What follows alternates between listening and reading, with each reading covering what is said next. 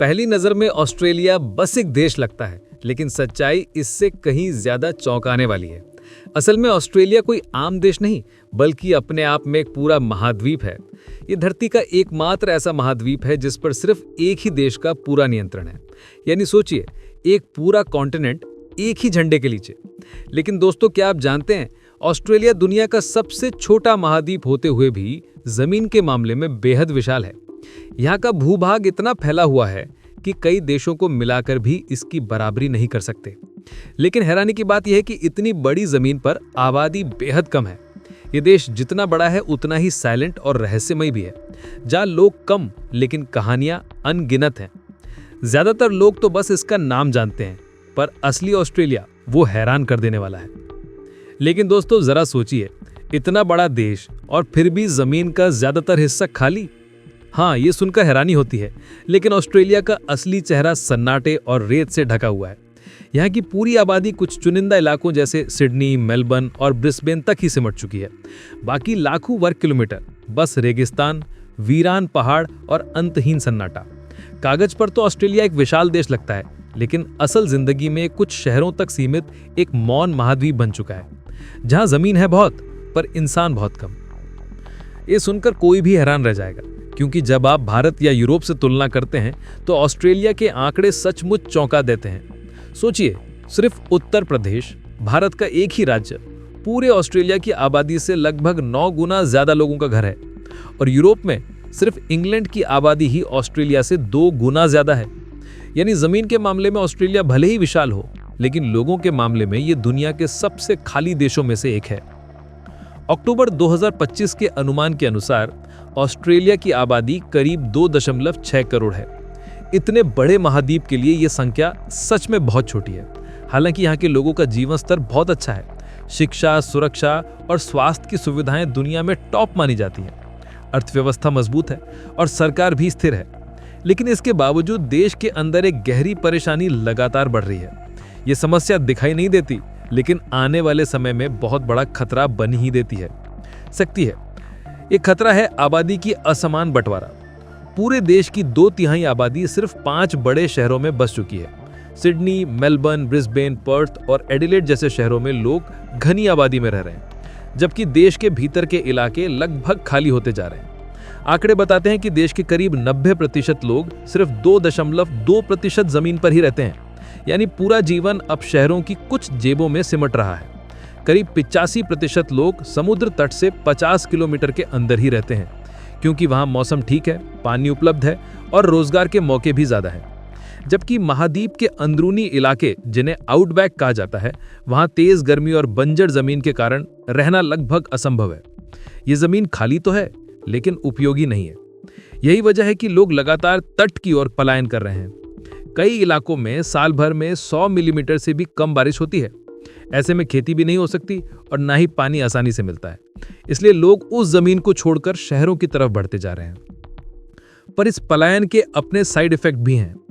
कुछ शहरों की आबादी बहुत ज्यादा बढ़ने लगी है और इससे हाउसिंग कीमतें और जीवन यापन की लागत तेजी से बढ़ने लगी है। ये वही जगह है जहां से असली चुनौती शुरू होती है। चलिए पूरी डेवलपमेंट को समझते हैं, लेकिन आगे बढ़ने से पहले इस वीडियो को लाइक करके चैनल को सब्सक्राइब जरूर कर लीजिए, क्योंकि हम आपके लिए हर रोज ऐसी ही वीडियो लाते हैं। सिडनी और मेलबर्न जैसे शहरों में रहना अब बहुत महंगा हो चुका है। किराया और खाने पीने की चीजें महंगी हो चुकी हैं। सेवाओं की कीमतें भी तेजी से बढ़ रही हैं। हालांकि जीवन स्तर अभी भी दुनिया में बेहतरीन माना जाता है, लेकिन जब खर्च आमदनी से ज्यादा होने लगे तो लोग परेशान होना शुरू कर देते हैं। इसी वजह से सरकार भी अब अपनी नीतियों में बदलाव कर रही है। ऑस्ट्रेलिया की सरकार ने हाल ही में रीजनल माइग्रेशन पॉलिसी शुरू की है। इसके तहत स्किल्ड वर्कर्स को मेलबर्न और सिडनी में जाने के बजाय एडिलेड, पर्थ और टेस्मेनिया जैसे इलाकों में बसने के लिए इंसेंटिव्स दिए जा रहे हैं। सरकार का साफ कहना है कि देश का भविष्य सिर्फ बड़े शहरों में नहीं, बल्कि बाकी इलाकों में भी छिपा हुआ है। सरकार चाहती है कि लोग देश के अंदर संतुलित तरीके से बसे, लेकिन आबादी बढ़ाने में भी समस्या आ रही है, क्योंकि देश का बर्थ रेट तेजी से गिर रहा है। 2025 में बर्थ रेट 1.6 पर आ गया है। ये पिछले 30 साल का सबसे कम स्तर है। अगर जनसंख्या इतनी धीमी रफ्तार से बढ़ेगी तो वर्कफोर्स पर दबाव पड़ेगा और अर्थव्यवस्था पर भी असर पड़ेगा, क्योंकि बिना वर्कफोर्स के कोई भी देश आगे नहीं बढ़ सकता। ऑस्ट्रेलिया के रिजर्व बैंक की रिपोर्ट भी इसी खतरे को लेकर चेतावनी दे चुकी है। रिपोर्ट में कहा गया कि अगर स्किल्ड माइग्रेशन नहीं बढ़ाई गई तो आने वाले 10 साल में आर्थिक विकास 1% तक गिर सकता है। इसी वजह से सरकार अब भारत, फिलीपींस और वियतनाम जैसे देशों से ज्यादा प्रोफेशनल्स को बुला रही है, खासकर हेल्थ केयर, माइनिंग और कंस्ट्रक्शन सेक्टर्स में, ताकि लेबर की कमी को पूरा किया जा सके। यहाँ एक दिलचस्प बात और है, न्यूजीलैंड की तरह ऑस्ट्रेलिया में भी पलायन हो रहा है, लेकिन फर्क यह है कि यहाँ लोग देश से बाहर नहीं जा रहे हैं, बल्कि एक शहर से दूसरे शहर जा रहे हैं। 2024 के आंकड़े बताते हैं कि सिडनी से हर साल करीब 500 लोग दूसरे राज्यों की तरफ जाते हैं। उनमें से ज्यादातर लोग क्वींसलैंड और वेस्टर्न ऑस्ट्रेलिया की ओर जाते हैं, क्योंकि वहां घर सस्ते मिल जाते हैं और टैक्स भी कम लगता है। ऑस्ट्रेलिया के विपक्ष के नेता पीटर डटन ने कहा था कि जो शहर कभी देश की अर्थव्यवस्था की रीढ़ थे, अगर लोग वहां से जाने लगे तो इसका मतलब है कि सिस्टम के अंदर कोई ना कोई तो बड़ी दिक्कत जरूर है। ये बयान इस बात का संकेत है कि ये सिर्फ साधारण पलायन नहीं है, बल्कि एक गहरी संरचनात्मक समस्या है। अगर बड़े शहर कमजोर होने लगे तो ये पूरे देश की अर्थव्यवस्था को हिला सकता है। कुछ विशेषज्ञ इस ट्रेंड को एक मौका भी मानते हैं। उनका कहना है कि अगर लोग दूसरे इलाकों में बसेंगे तो रीजनल और इंडस्ट्रियल डेवलपमेंट बढ़ेगा। इससे देश के बाकी हिस्सों में भी रोजगार के अवसर खुलेंगे और देश सिर्फ 2-3 बड़े शहरों पर निर्भर नहीं रहेगा।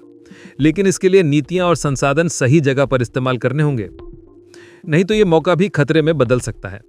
भारत जैसे देशों के लिए ये पूरा ट्रेंड बहुत महत्वपूर्ण है, क्योंकि 2025 तक करीब 7,80,000 भारतीय मूल के लोग ऑस्ट्रेलिया में रह रहे हैं। एक कुल आबादी का लगभग 3% है। भारत से पढ़ाई और नौकरी के लिए हजारों युवा हर साल यहाँ आते हैं, और अब वो सिर्फ काम नहीं करते, बल्कि देश की अर्थव्यवस्था की ग्रोथ में भी बड़ा योगदान देते हैं।